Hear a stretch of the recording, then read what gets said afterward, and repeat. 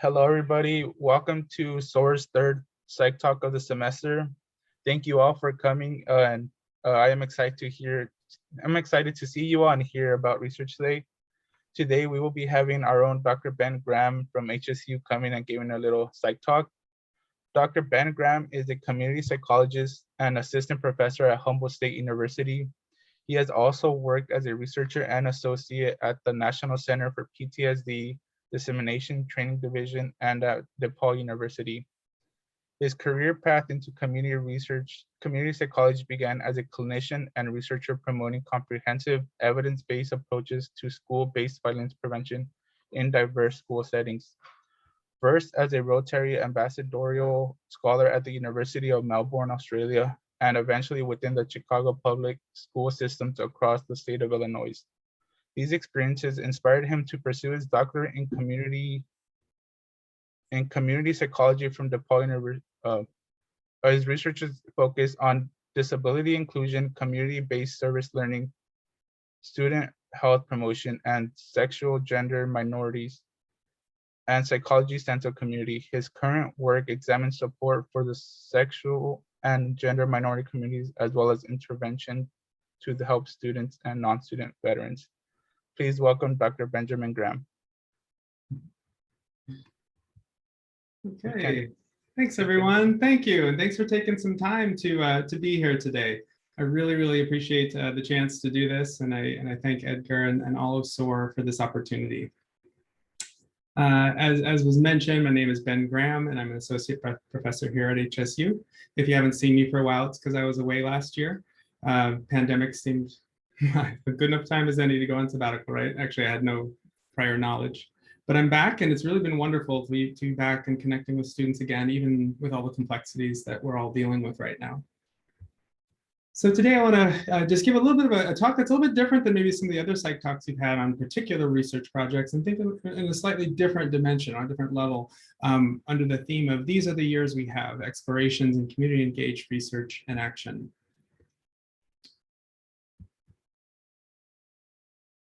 There we go.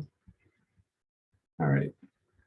Yeah, so thanks again to SOAR. Thank you to Dr. Amber Gaffney and Maria Iturbe for your leadership, and thanks Edgar and everybody for all the work you do. It's important to acknowledge that here in my apartment, I'm not on campus, but it is also part of Wiyot land, which is part of the Wiyot tribe, the Bear River Rancheria, and the Blue Lake Rancheria. Arcata is known as Gudini, meaning over the woods or among the redwoods. And this isn't just a historical fact. This place that I live on and work on is also part of Wiyot's land and culture in an active way. And you'll notice that throughout this presentation, relationships start to function a lot. So I wanted to start with that, but also you'll see that this is a story about research. It's also a story about community action, and it's also a story about people. The outline for today is I'll give a brief introduction to the structure, so you have an orientation about what this is like, and what this will be and what we'll move through. We'll do explorations, true to the title, first in the area of disability, second in the area of sexuality, and third in the area of Humboldt County, bringing it a little bit more local. I'd like to leave a little bit of time for you to reflect on this. This is really for you today. And this story is simply to kind of showcase some of the different opportunities. I just have the benefit of having been around in this stuff for long enough to have stories to tell. I think everybody has their own story to tell and ways to get involved. So, to look at those questions from the flyer, how do we make the most of an imperfect presence, and how do we build the future we want to see? As I was writing those, it's like, geez, do I know the answer to this? These are big questions for everyone right now. They're tough ones, the hopes of 2021 fixing it didn't happen, and it's gotten worse. And some days, if you're like me, the best we can do is, make some s'mores, right? But in this setting, in what we're learning from this period, I think what matters is an approach where we really try to bring our own creativity and our own pathway towards action and connection to make our way through. So the quote, "These are the years we have," comes from Adrienne Marie Brown, who I'll introduce in just a second. But in the spirit of acknowledging mentors, one of her mentors is Octavia Butler, the African-American science fiction writer, who has a lovely quote that I think is very adept or good for this time. There's nothing new under the sun, but there are new suns. And I like this quote for two reasons. One, I just love the ambition, think outside the box. Like, wow, this is like a whole nother sun in terms of creativity. And yet, if you look closely at this quote, it's also acknowledging that we are not the first to think these things. Everyone has had ideas in the past. Everyone's explored these deep questions of meaning, deep questions of how do we treat one another, deep questions of what kind of societies and communities do we want to build. We are in our moment right now. We are actively creating the communities around us, but we are standing on the shoulders of others. This presentation will take us and have us look a little bit at those shoulders and some of the people that inspire us. So these are the years we have. What does this phrase mean to you when you see that? These are the years we have. What does it make you think of? What does it mean for you personally? We can look at the chat for this. Comes to mind.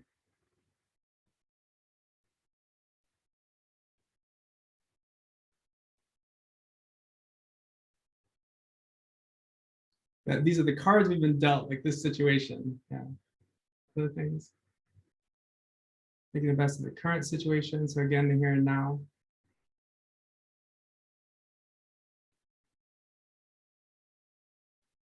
Yeah, on a precipice. Mm-hmm. Yeah, what I like about this quote, which just came from a podcast, the Sensual Self, an interview with Adrienne Maree Brown, and I'd encourage you to check out the podcast. It's great, and I'll share these slides later. But there's an ambiguity about it. Yeah. Like another person said, the amount of time we have on Earth. I mean, these deeper fundamental questions, and I like that ambiguity about that, making it through the COVID era. But it's also the college years. Many of you, if you're in associate's college or whatever your pathway in high school, thinking about coming to Humboldt State, you had certain expectations, and then some of those came true, and some of those were a little more complicated. Plans for post-graduation, what would you like to do with the years you have? And we do a lot of focusing on your career, and that's important.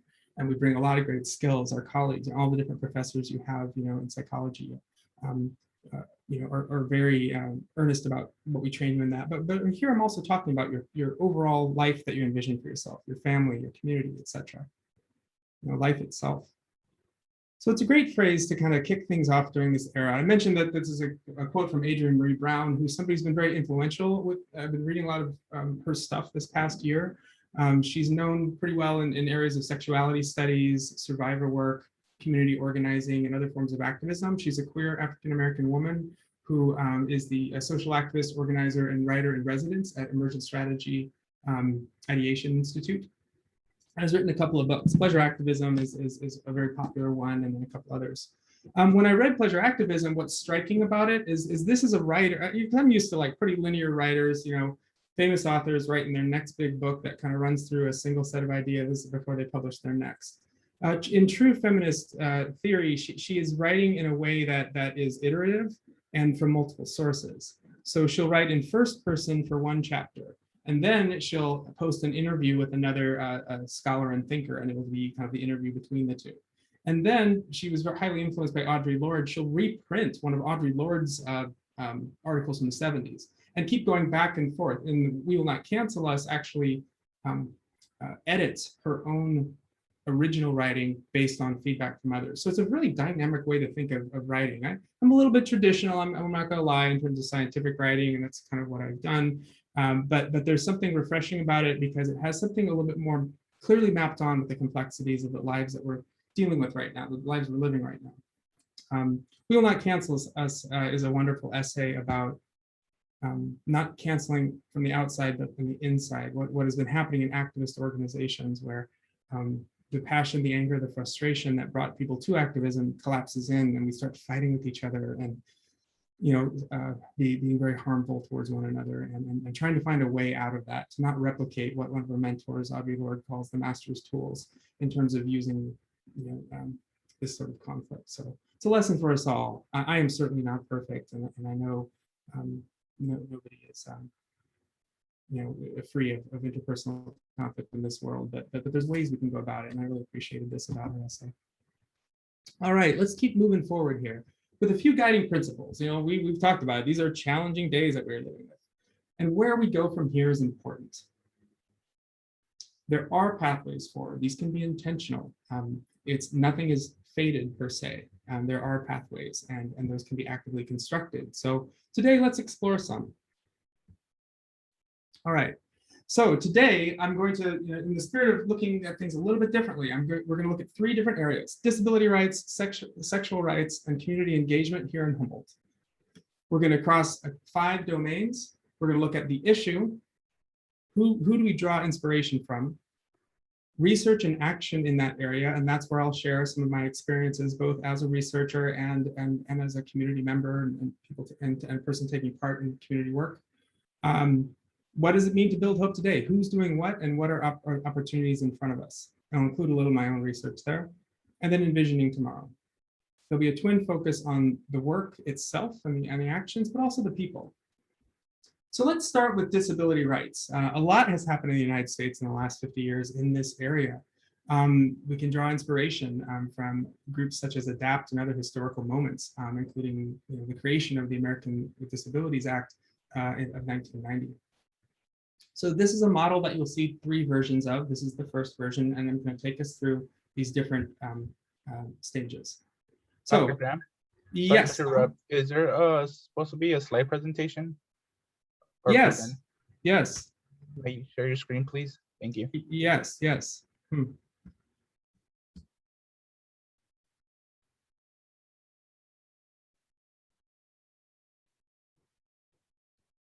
Cool. Thank you. We're able to see it now. Okay. All right. Yeah. Yeah. Thanks, everyone. I'm gonna. So yes, this is. I'm going to start back with Adrienne Marie Brown. Wonderful library of books if you want to check those out. The guiding principles for today. I'm going to look at these 3 different areas, and these are the 5 different sorts of domains that we're going to move through with each one. All right, starting with disability. So if that makes sense now, and I thought you could see all that. Drawing inspiration is looking to history. So let's start by looking at the activist organization called ADAPT. ADAPT was formed in 1979 in Denver. It was a grassroots organization that was run by and for people with disabilities. They were the first to advocate for accessible transportation. They were very active in Denver, later in San Francisco, where there's some famous moments in time where they protested to get changes made to policy. They're active to this day, and they focus a lot on keeping people with disabilities at home with in-home services. I mean, at home in the sense of not institutionalized, so community-based living. They practice civil disobedience, which is a form of direct action, and that was to bring attention to specific issues. This is a strategy also called civil disobedience or nonviolent action, where people put themselves in harm's way in order to make their point, to raise awareness around the issue. They're essentially saying we are willing to be arrested to defend our freedoms. It creates publicity. Typically, a tactic like this involves calling the media and things like that, so it gets news. So a famous moment in ADAPT's history was in 1989, where they did something called the Capitol Crawl, where people who use disabilities shed their wheelchairs to prove to the American public and show in no uncertain terms how inaccessible their country was and how they were demanding change. It was a dramatic moment. It was a piece in the story of leading to the ADA being passed in 1990. I've had the good fortune of being able to work on a few different disability rights projects in my career. One at DePaul University with the Chicago Public School System and people with disabilities, and one at UIC at the Department of Disability and Human Development. I have also stayed in contact with the ADAPT group that was in Chicago and have worked with them on different issues. I'm not going to go into the level of detail that I would normally go into in terms of a research project. So I just want to state that now, because I'd rather showcase several different projects. But for example, I worked at the National Center on Health, Physical Disability, and Physical Activity and Disability, which is a practice and research center for people with disabilities that encourage physical fitness. So you can imagine if somebody got into a car accident and it became necessary for them to use a wheelchair, you could imagine how that might lead to secondary conditions such as diabetes, because the person isn't getting enough exercise, they become obese and they develop type 2 diabetes. So we were addressing issues like that through promotion of physical activity.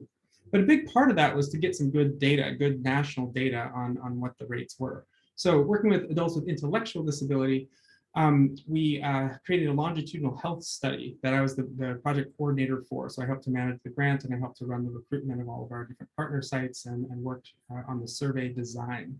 In the end, we completed nearly 3,000 surveys, and we did it in partner with Special Olympics, State of Wisconsin, and Easter Seals, and a few other community partners. And again, I'm not going to go into the level of detail, but just we were discovering that obesity rates were somewhat similar, but were statistically different than population who was non-intellectual disability. Obesity rates were much higher, and then we identified a handful of risk factors. So this was the first intellectual epidemiological study of its kind to do that.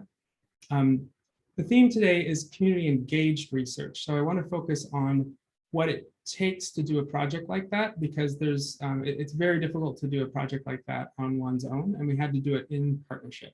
So throughout this presentation, I'm going to focus on the people. Who were the actual people involved with this? There was lessons learned in this. Community partnerships were so important, needing to think outside the box, and collective ownership of research. It's not simply going out in the community and getting your data, it's forming meaningful partnerships. Let me explain what I mean. One of our big partners was the state of Wisconsin. Every state has some sort of a governmental system for distributing support for people with intellectual disabilities. And it usually involves a required once a year physical health assessment of some sort. And that assessment is standardized for everyone receiving those funds. So you can imagine that's a very large number of people. We worked with the state of Wisconsin to actually modify our own survey that we wanted data for to map on exactly with their survey that they wanted to do once a year with all of their clients or all the people that they were working with. So that collaborative relationship was not intended, but it turned out to be a really win-win for both groups, and an example of how community engaged research requires dexterity and being willing to step away from your original design and your original plan. And I could tell stories about Special Olympics. I love making fun of my friends who go to Burning Man, because you do not know what a party is until you've been to a Special Olympics after party. So much fun, and the athletes are having such a good time, and the families that support them. It's a really wonderful space. So that was really cool to be able to get a little bit closer to that organization through this job. I was also involved with some of the more activist work. I'm talking about many hats in this presentation to show the complexity of who we are as people, not simply researchers. I was pretty passionate about the passing of the Affordable Care Act as an individual who suffered some health conditions back when you could legally exclude my health conditions without the Affordable Care Act. Not to mention, having worked in low-income areas of poverty all around the city of Chicago, some of the most dire urban poverty in America, I saw the Affordable Care Act doing good things, definitely not enough, but definitely better than it was, and helping to address issues of poverty. So I was passionate about it. With my connections with friends and others that I knew in ADAPT, I was part of an action in Wisconsin when the Affordable Care Act was under assault, and they were going to overthrow it. So using civil disobedience, I was an aide to the ADAPT protesters, who were people with disabilities, who chose to go into and trespass into the federal court building in the state of Wisconsin to make their point that the ACA is critical and that they need these services and that it should not be slashed. It was a powerful moment. I'm not claiming to be the best activist in the world or anything special at all. This is my one contribution to a much larger system. And it speaks to the people, right? It's the people that get this done. This is a message I want to kind of make clear in this presentation, that we overwhelm ourselves sometimes for all the good intentions, right? We want to save the world. Oftentimes it's just doing the one next right thing and making your one contribution. This was mine at the time, that summer. I knew I wanted to do something that summer, and it felt good to be there. It felt good there to be a support. Someone needed a physical aid because the physical aids weren't going to be there protesting. So I served as a physical aid on the spot. And they made fun of me and all the other non-disabled people who got in the Wisconsin newspaper, because like they always give pictures of the person standing. Geez. So we had a lot of community, and the sense of camaraderie as I think about the people that was involved with that, who were on the buses coming up from Chicago to take part in this. There was a huge sense of camaraderie when we went out for dinner afterwards. So community engaged work is about trying to honor those relationships, and it's not just the issue, and it's not just the intellectual aspect of it. And also it's tactful. I would not always participate in civil disobedience, but in this case, I thought it was appropriate and a risk worth taking. I thought about you guys at the time. I thought about if I entered the building, not you, but the generations before you, and I got arrested, would it be ultimately useful to the cause or not? And I decided that it would not have been useful for me to not be able to come into the fall semester because I was in jail. So I chose not to, but other people chose to take that risk. Nobody was arrested, but they could have been. And the ACA was protected and not overthrown. I'll never forget the conversation I had with the Wisconsin senator's aide. That's another story for another time. So research and action, we choose the research topics we want to choose based on our values and the issues we care about. We work within those community relationships. And in other ways, in other spaces and places in our life, we take community action as we see fit. Admittedly, that action is a little intense. A lot of it can be as simple as going to the community garden or getting involved in your child's parent-teacher board. So there's many, many ways, and we're going to keep exploring those today. So as far as what's happening now, ADAPT continues to do its work. It's identified a few new frontiers that it's working on, and working on campaigns around that. And then here locally, I'm so impressed by the students who I think several are psychology students, maybe a couple of them are here, have started Adaptable. It's a student-run club for students with disabilities. And I would encourage everyone to get involved with it if you're interested in disability work. We'll make this more available, but that's an example of what's happening locally as ADAPT and others continue to work on issues nationally. Okay. Next, I want to do a quick time check. Okay. And then, all right, we're doing all right. Any question any questions? And then also, when I'm done with all three, I'll open up for questions one more time as well before we go into our group breakout.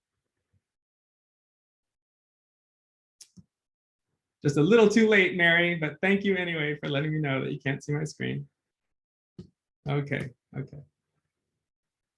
All right, so in terms of sexual rights in the general scheme of things, I'm talking a lot about LGBTQIA+ experiences and issues, but I'm also including supporting survivors of sexual violence. And I also include BDSM as a marginalized sexuality in all of this. So sexual rights, thinking kind of holistically about it, I thought that image represented it fairly well. Let's go through the same phases and look at some of the ways people have gotten involved in the past, some of the stuff I got involved with, and then what's happening here at HSU and into the future.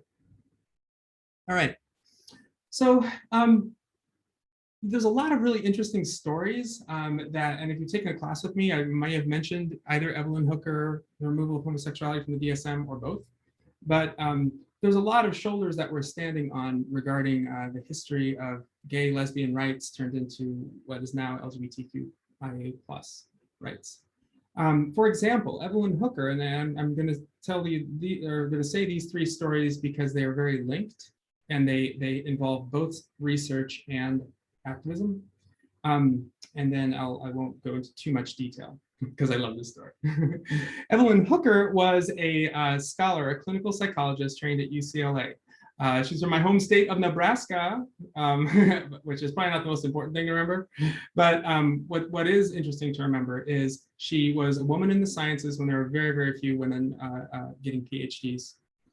She lived temporarily overseas in Germany with a Jewish family in the late 1930s in Germany. So she was there at a Jewish family's home the night of Kristallnacht.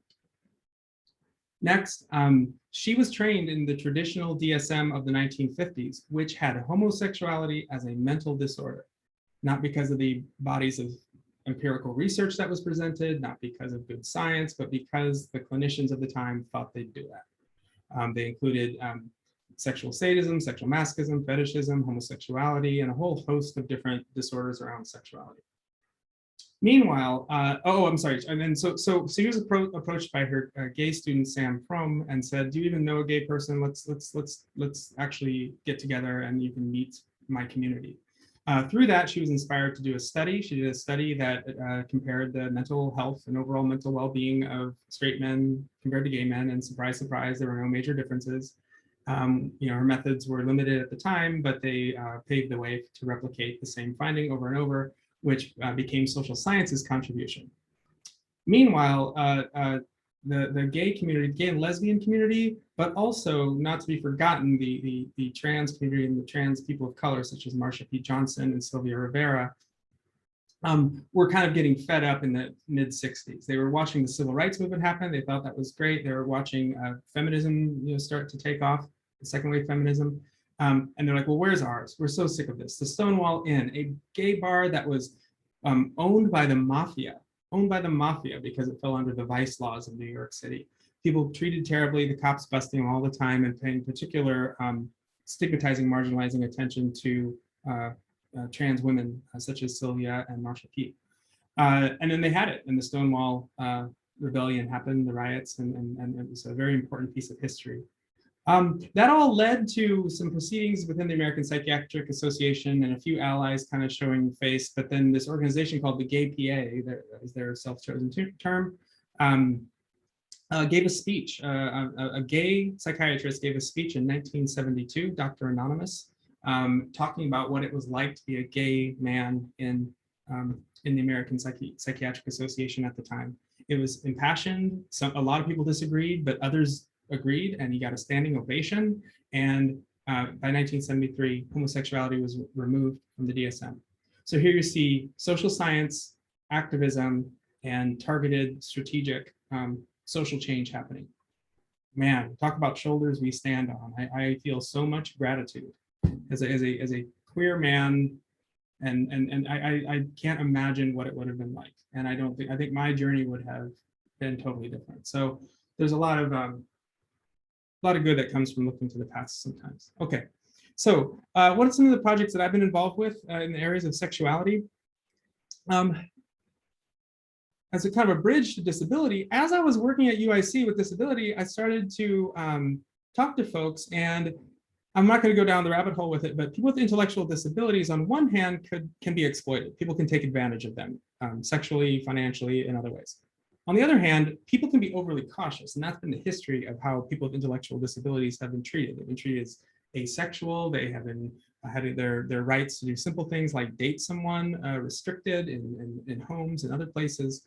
So it's a delicate issue. Working with the coalition there of including people with intellectual disabilities, I actually wrote a scientific paper that got published with a person with an intellectual disability, and through a partnership with my colleague and amazing human research person and researcher, Katie Arnold, the two of them were able to actually contribute as authors to the paper. It was a really fascinating process.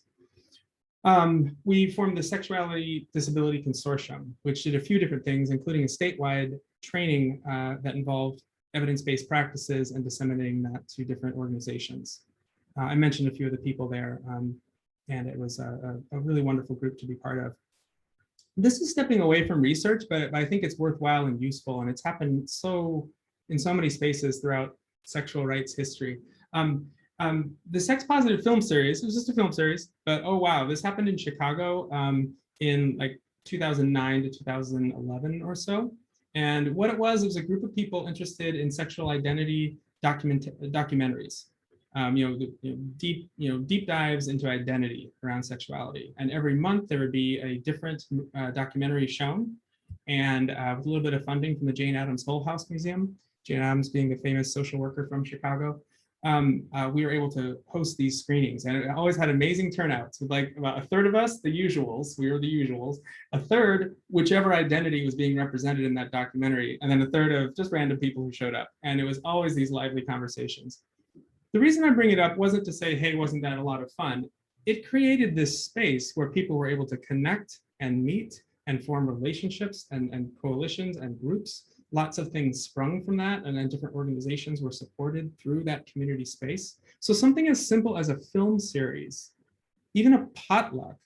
I'm thinking back to an example we just talked about in sexual diversity of a trans Asian Pacific Islander group that would throw potlucks. Even from these seemingly social events, big things came, connections. So it's just something I want to underscore. And if anyone wants to start a film series here, let's do it. So I'll always remember some of the people there. There were quite a cast of characters, and it was a really rare and great space. Some of you know I've done some work in the area of BDSM, and that's been my third example of research and action in the area of sexuality. Can't go into all the details about what BDSM is and all the subtleties and things like that, so I apologize for having to go relatively quickly, and many of you have a sense of what I'm talking about. But the eroticization of power and dominance and submission, role-playing, consensuality, and usually a sexual context, but not always. In the sexual diversity today, we just had a guest speaker who was talking all about BDSM actually, and identifies as asexual. So that happens, and that was a legitimate experience. What BDSM is not is any form of intentional, non-consensual sex. Goes without saying, but I also want to make sure it does get said. There's been a growing acceptance towards BDSM, but yeah, it still remains stigmatized in many spheres of US society. It's routinely brought up in child custody cases, actually, and there's a group that provides legal assistance in those situations.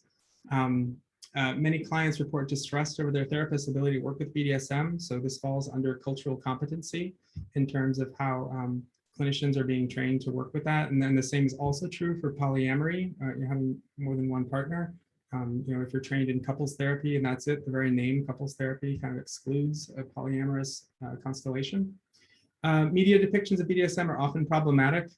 Bonding is pretty cool, but it's also, a story of sex work. And does that represent BDSM, or is that somehow its own specific experience? All these questions that we can think about.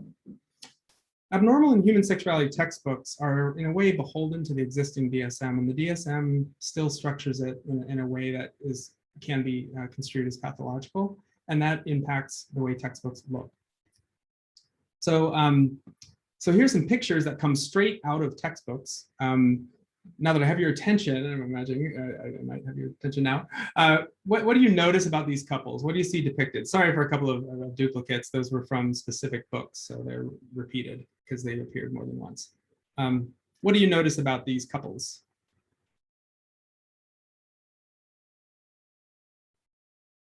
Yeah, in most cases, white appearing.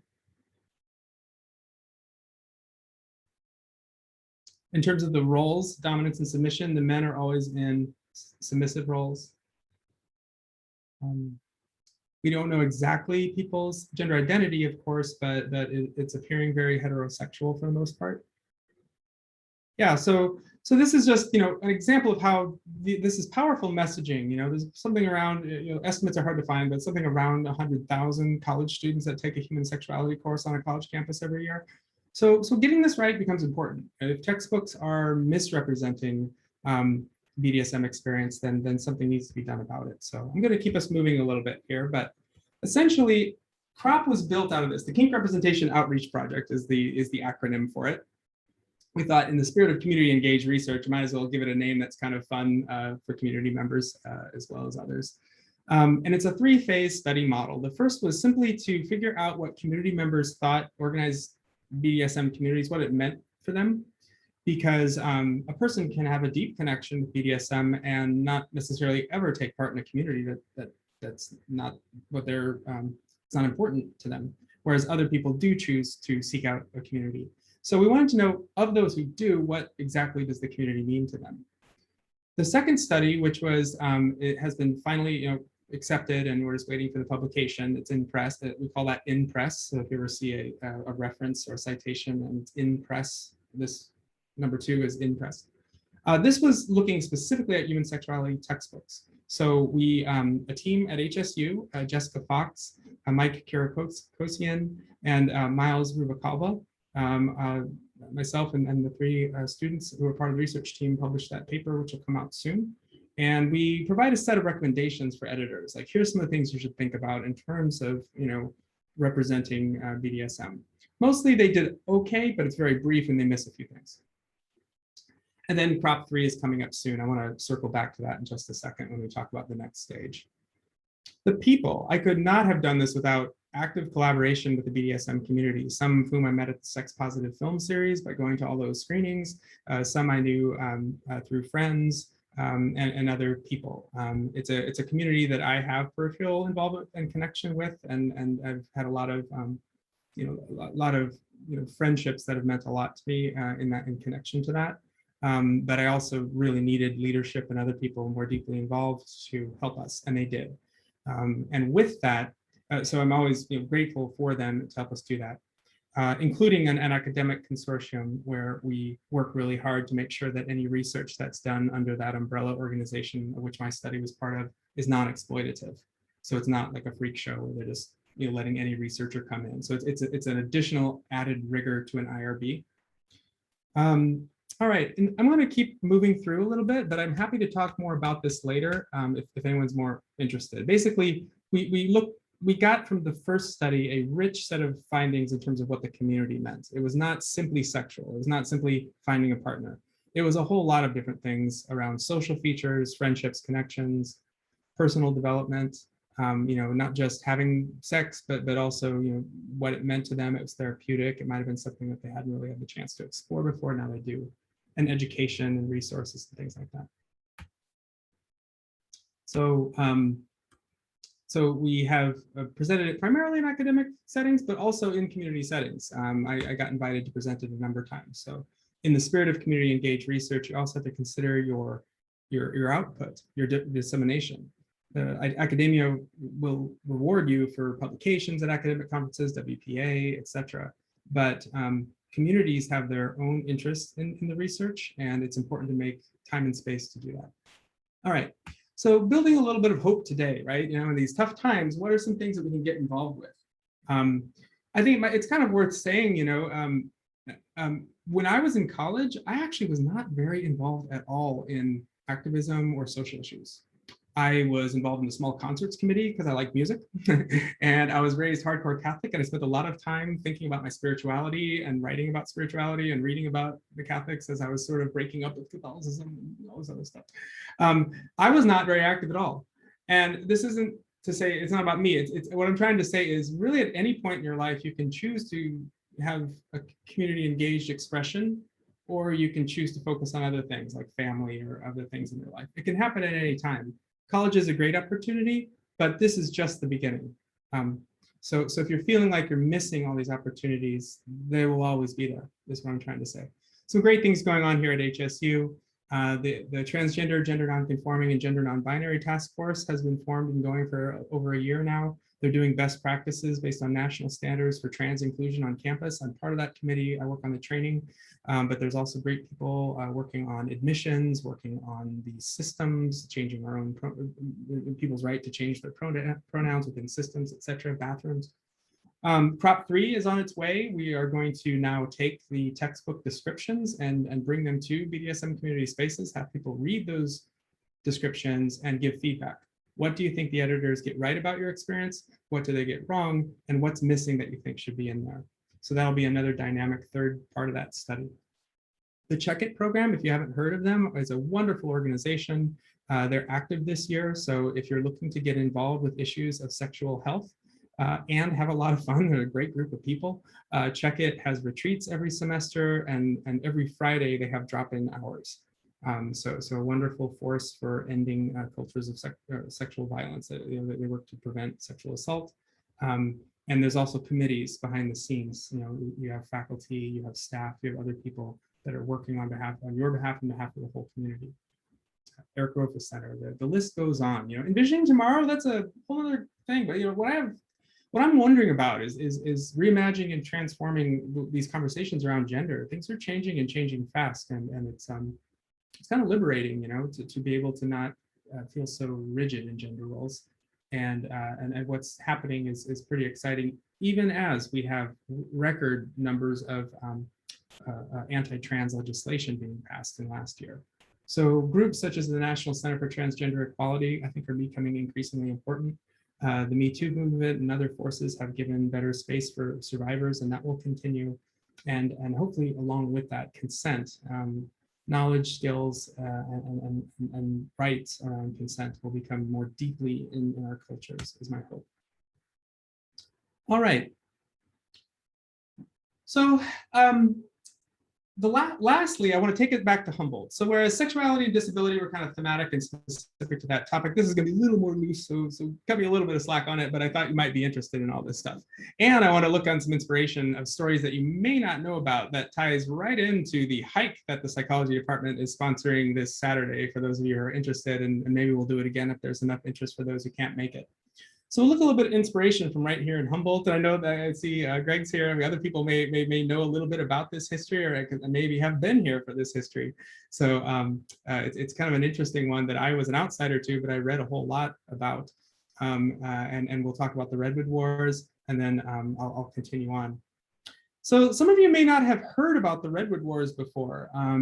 Many people, well, anyway, the Redwood Wars, in the way I'm using this term, refer to a specific period in the 1980s and 1990s where a lot of the ancient growth, so I'm talking about the forests, that the redwood trees that have never been cut down before, had been either turned into protected parks or they were still privately owned. These were the last remaining privately owned ones and the fights to protect them.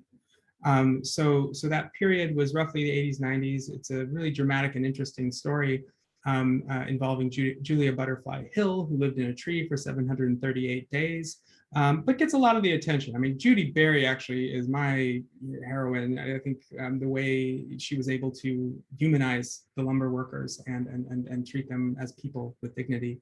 But Daryl Cherney and other folks. It involved national media. Bonnie Raitt came and played, and Danny Glover was involved. There's a big story to it. And then what resulted in is the Headwaters Forest Preserve, which is here to this day, and where we're going to go to hike. This got a little out of hand, but interestingly, think about Julia Butterfly Hill in the tree and nonviolent action. So just as one last little side foray into the history and why it's so important, and that we're standing on shoulders.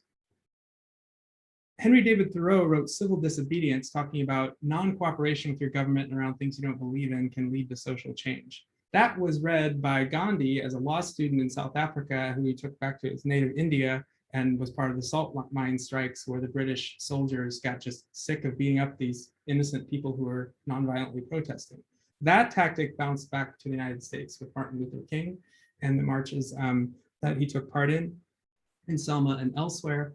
Judy Berry and Julia Butterfly Hill used nonviolent action to disrupt the logging that was happening at the time to slow things down while the legal forces tried to secure headwaters and other ancient groves. Adapt used their wheelchairs, and they're very conscious about this because they know what it looks like for a police officer to drag a person with a wheelchair on camera.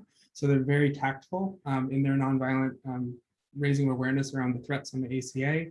And some of these recent marches too, such as the Hondurans who marched from Honduras to the United States, and some of which were crossing the U.S. border almost as an act of civil disobedience. So it's really interesting, the people, right? How an idea passes. It's humbling to me, you know. This presentation is not fundamentally about me. It's just about how do you take the next right step. And I, for one, take comfort in that when I feel overwhelmed. And I'm hoping that you might too, and maybe you can find the next right step for you. All right, so some of the stuff that's happening now, I saw there was a comment there on Humboldt, because yeah, those are the things I'm thinking about. You know, the Redwood Summer was part of, it was actually inspired by the Civil Rights Movement, and Judy Berry and Daryl Cherney and others had the Redwood Summer to raise awareness around that. You know, contemporary things, we just had the Women's March here in Humboldt County in Eureka. Judy Berry really tried to challenge some of the more radical environmentalists who were tree spiking and putting the loggers at risk to humanize the loggers and work across that and recognize that Charles Hurwitz was actually oppressing the logging families ultimately because they were cutting themselves out of a job. Similarly, Centro del Pueblo is now working with the community garden and providing a space for all of us who live in Arcata. That's a wonderful initiative that's been taken over recently. And our own Karen Villa is one of the main coordinators of that. So if you ever want to volunteer for the community garden, check in with them. So I keep seeing these connections. I want to keep us moving here. So one way that my research is moving in another direction and also shows the patience that we need to have in this time and age is before COVID, I had approval. I had set up a really nice study to increase service learning, give students more opportunities to get out in the community and work. We designed that as a study. For time, I won't go into tons of detail, but we used some of the best practices measures. We were very excited to see if this new model, the administration makes me teach 48 students, which, it's wonderful, but by the same token, to try to do service learning with 48 is challenging. Yet, working together as teams, you guys can accomplish a lot. So breaking it up into a team-based project with multiple TAs to run the teams was the design. And it was looking so good, and we had got all of our data, and things were so good, and then COVID happened. So just a second here. Yeah. So yeah, and then COVID happened right in the middle of data collection. And I'm like, oh gosh, well, maybe there's some lemonade in the lemons. Maybe I can figure out the data, and somehow this will be this interesting story about the emergence of COVID, but the data was kind of blown, and it was couldn't really do it. There's good pilot data for the project, and I'm going to hopefully collect a little bit more this coming semester. But, when we think about the s'mores of the trash can fire, let's not forget, there's not, maybe there's a new sun here. So I'm starting fresh this coming semester. I'll be teaching abnormal psychology and community psychology. If you're interested in service learning and you want to take those courses anyway, I'll be offering service learning placements where you can work in a community organization. If you have taken abnormal psychology and you're interested in a TA facilitator position, it's a little different than a typical TA position. It is a chance for you to be a peer facilitator for a team. It'll help in the coordination. You'll be the link to the community partner. And together as a team, you'll be all the students who take the class, and then the facilitator will be able to successfully work with the partner, understand their needs, and set some target goals for the semester. Good for group facilitation, project management, experiences on a team. And if you're interested, by all means, please let me know. So today in Humboldt, there's a lot going on. It's great. Our community partners, such as Humboldt Mediation Services, are still very active, with several HSU students now working for them. And Cameron is now on the board. I think is now the board co-chair. I'm so excited to hear about that. A former student who was a service learning student at Humboldt Mediation. Centro del Pueblo is still doing great work on immigrant rights, and it has a big focus on the community garden here in Arcata. So if you're interested in that, Cooperation Humboldt and others. All right. So I fought the good fight and tried to end right, keep things right on time, but I'm a little worried if we break up into small groups right now that we might miss the wrap up. And plus I want to hear your questions too. Thanks, Chloe. Yeah, please email me, Chloe, and anyone who might be interested in talking more about that facilitation. So what I wanted people to think about, and I want you to think about now, is if you're involved with an organization now, there might be ways you can share that with other students, and so they can understand what opportunities they have. If you're interested in things, things like this hike that Dr. Gaffney and I are going to co-sponsor with the peer mentors is a chance to meet other psychology majors and have these conversations. I'm sorry we don't have time to break into this, but the idea was to connect you a little bit. I'm going to send these slides, and in these slides at the end, there'll be some references that you can go to. For example, the Yes House is a great organization if you're looking to volunteer more. And then there's a lot of different options that I could help you with if you're interested, or your advisor if you want to talk with them. Also, there's centers on there are centers on campus that can help you with that too. The big question though, like write it down if you have to, that I'd love each of you to think about. And I don't need to even know, but I just think it's a big question, is what does a community engaged life, sorry that life isn't there, what does a community engaged life look like for you 10 years from now? We are living in a moment of urgency and pressure, and we're just trying to get through each day and our very close goals here just so we can survive. You deserve the dreaming space, the space to really imagine your life. Psychology and what you want to do with that for sure, but all these other things too. What do you want that to look like? Because there are ways to become involved. Many of you, may have entered college, mid-life or later on in life. But regardless, we sort of develop our sense of what we can do and what we can get involved with. And I think it's really important that we elevate our awareness. So we know that there are a lot of options out there and they're not that hard. One thing leads to the next. You learn from others and you can become much more community involved if you want to, and then some of you don't. But what will that look like for you? If you're thinking about being a parent someday down the road, if you're a parent now, what does community engagement look like? If you want to take direct action on an activist issue, who are the groups you want to gravitate towards and get to know? What's happening here locally? What's happening nationally? If you just want to, if you have a hobby, something that brings you joy during busy parts of your life, and you just want a space to where are some people you can connect with for that? Those are the questions I want you to think about, and I'll not belabor that too much. But that was the point of the breakout session. I wish we would have had enough time. But I should move to the conclusion here. And I'd like to, 3 things give me hope in this world. I'm just going to end on this sort of like dreaming space, looking to the future, and you all have ideas that are just as valid as mine. These are the ones that I have been thinking about. 1, deliberative democracy and citizens' assemblies are huge, but unknown, and wildly useful and important. These are bodies of, so I'm just going to go into a dreaming space as we wrap up before we come to the end. These are random samples of a society, of a country, where they bring people in through structured workshops that usually occur over weeks and months and have them collectively come to decisions. So not the loud people who show up at City Hall yelling with an agenda, not the troll on the internet, random samples of the population. And what they find time and time again with these countries that have allowed themselves to get so insanely polarized that when you take an average sample of the population, we fall in the middle. We're reasonable people. We can listen to each other, slightly change our mind, hold on to a lot of our old opinions and work it out. This seems pie in the sky. This happened in Ireland. Ireland did this with abortion, and it was a shock to their system. The narrative of what was happening in the news and in the government was so different than what was happening to people, and it helped shift policies in Ireland. Canada did a citizens' assembly, and it turned into a referendum that went on the national ballot to change the law. Big stuff, right? Here in Oregon, there's been counties that when COVID happened, the mask mandates, they brought people together and kind of collectively decided, what will our school's mask mandate be? To deal with all this polarization of health, they brought people together to get a more community-based, solid decision that people could move forward with.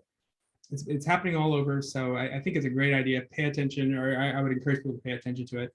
Mutual aid coalitions, I think, are really leading the way in COVID response. Making sure seniors get their prescriptions and groceries, pooling resources and sharing, resources that other people need. They're happening everywhere. They have political charges in some ways, but in other ways not. It's something that's been happening throughout humanity in terms of looking out for each other and building community on the ground locally. And then lastly, universal basic income. Tune into that. Let's see what happens. Universal basic income, the idea that every individual gets some sort of a lump sum, has been around for a long time. It's been, Martin Luther King was a big proponent of universal basic income. Right now, the Silicon Valley folks really like it. It tends to be social justice oriented in terms of ending poverty and reducing disparities. But the right-wing libertarians like it because it's such small government. It's a very simple government intervention. So there's all kinds of potential in this country, and we've sort of done it, right, with the COVID checks. I mean, not really, but it's a start. So universal basic income, highly recommend Mia Birdsong's More Than Enough, a 4-series podcast that really kind of showcases what it's about. And it's very, very logical benefits is something to pay attention.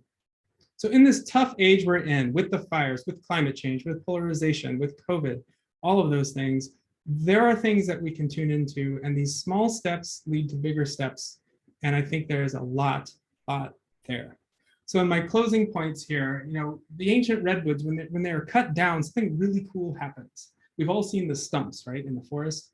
Something really cool happens. The tree has this chemical reaction, and then all around the perimeter of it, it starts to shoot off new sprouts. It starts to immediately try to recover from the disaster, from its own little trash can fire, right?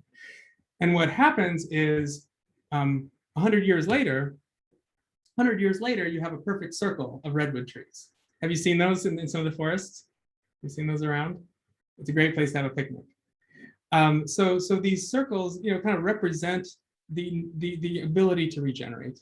And that's kind of what I wanted to instill in this psych talk, which isn't like your typical psych talk, but I just wanted to bring a little bit of hope in a usable way, not in an idealistic way, but in a usable way of what we can do today, and not forget that we have a lot of our years ahead of us to do other things too, and it doesn't all have to happen now.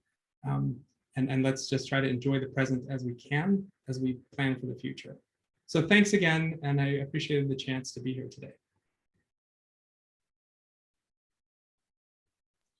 Thank you, Dr. Graham, for your discussion. I don't know if you have a couple minutes we are at the hour mark, but I don't know if Dr. Graham, you still have time for questions? Absolutely, yep.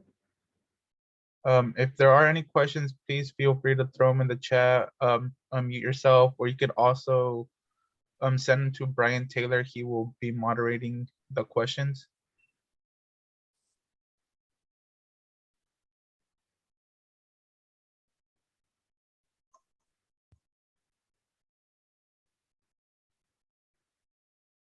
There was a question earlier, but you might have covered it. I think it was asking if there was any research going on in Humboldt. Oh yeah, Mary, are you still around? I'm here still. Oh, okay. Oh, hi, Mary. Hi. I didn't go into the definitions of community-based research, but there's kind of a lot of them, and it's quite a wide range. So yeah, there's a lot of different things going on. The only work I'm doing right now will be focused on service learning and evaluating the service learning module. And I'm not sure how far I'll take that, but I want to do that. And also I have Prop 3. There is the Rural Policy Institute. I think I'm getting that name correct, here on campus, and they've done a lot of work that's community-based. And I'm trying to think of our labs.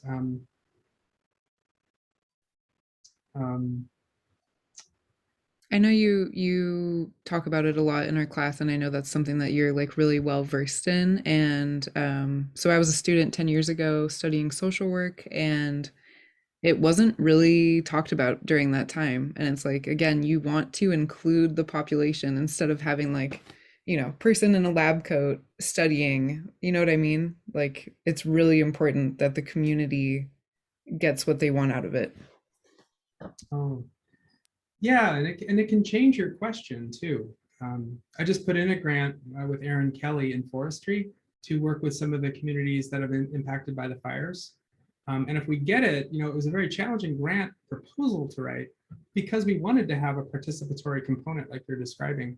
But that means, if someone comes in and says, here's exactly what I'm going to do with this community in a participatory way, it's, it's kind of a contradiction of a participatory approach, right? So it takes a lot of skill and patience to convince a funder to fund a participatory project, because you can't really you can't like lay out, this is the study I will do, this is the number of participants, and yet there are ways to do that.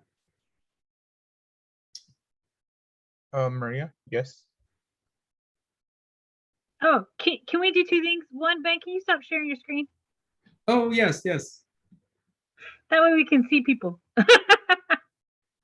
Yeah, great. And then the other thing, I don't know how you talk about it, but I know how I was trained as a researcher. There are other ways of giving back. Like, I understand participatory research. There are other ways of giving back. Like, I've worked as a researcher, and we say, like, we want to, conduct research in this particular community, but we are more than happy to give back. And one of the examples that I have is, we were working with a community center, and they're like, oh, you want to do research with us? Fine. You got to do this for me. And so she had us come in and do workshops of all sorts of things, whatever she wanted, because we were interdisciplinary. So she asked us to volunteer at her community center Christmas party and New Year's party. And she's like, you want me? Fine. But you got to give me back something. And so I think there's other ways too of giving back to those communities, so you don't feel like you're just taking and not giving. And And so there are other ways of doing it. I understand participatory research, but if that's not your jam, there's other ways also of providing back. And it's been, and that was a wonderful, like I got to know participants, I got to work with people, and I felt like I was doing something for them, even though, I was just going to get survey and qual data from them. Yeah, that's a great point that Maria raises. There's so many different expressions of community-based research. Yeah. And the participatory is actually more about a method, a Right. specific method. And Special Olympics was a lot like that too. I mean, in the case of the state of Wisconsin, we high level changed our survey. But in terms of Special Olympics, they weren't out to change the survey necessarily, but we had to really collaborate and go to a lot of events. And, yeah. So there are ways of still being a researcher and giving back. And there are specific methods, but there's also other ways of doing it so that you don't feel like you're just a taker. So yeah. Other questions?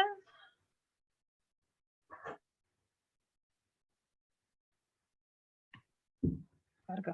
Well, thank you, everybody. Thank you, Dr. Graham. Hey, thanks. Yeah, thanks for this opportunity. Thanks, guys. Yeah. Thank you. So, and there aren't any more questions. I will be concluding this SOAR meeting and we'll turn off the recording. Thank you, Dr. Graham. Edgar, can I just have a quick question? Yes, of course. So if I were to share these slides, or can they be shared with the attendees, or how does that work? Yeah, you could email them to me and I could send them out if anybody has any questions. Yeah, We maybe I don't post- need to. Are you okay with us posting them on the website along with your video?